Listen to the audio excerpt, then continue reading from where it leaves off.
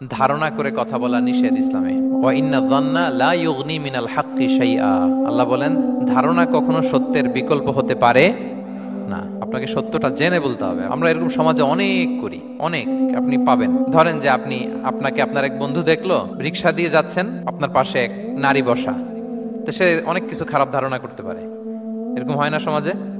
এমন হতে পারে যে আপনি আপনার ছোট বোনকে নিয়ে বেরিয়েছেন, হতে পারে না? কিন্তু আপনি তো একটা ধারণা করে ফেললেন অন্য কিছু। বা আপনার ভাগ্নিকে নিয়ে বের হয়েছেন, আপনার আপন খালাকে নিয়ে বেরিয়েছেন কোনো কাজে, ডাক্তারের কাছে, কিছু একটা হতে পারে। কিন্তু তাকে দেখেই আমি এদিক সেদিক বলতে আরম্ভ করলাম যে ওকে তো দেখছি এরকম এরকম এরকম। আছে না নাই? আমাদের সমাজে আমি দেখেছি যে কারো যদি ঠোঁট কালো হয় তো মানুষ ধারণা করে নেয় লোকটা মনে হয় সিগারেট খায়। কিন্তু সিগারেট সেবন করা ছাড়াও কারো ঠোঁট কালো হতে পারে কি পারে না বলেন? এই যে এগুলো সমাজে প্রচলিত। বিয়ে করার পর ইমিডিয়েট যদি কেউ একটা গাড়ি কিনে বা হুন্ডা কিনে, এটা কি বলে বলেন তো? এই বোধহয় শ্বশুর বাড়ি থেকে যৌতুক নিয়ে আসছে। দেখছেন, এরকম ভুরি ভুরি আপনি সমাজে পাবেন।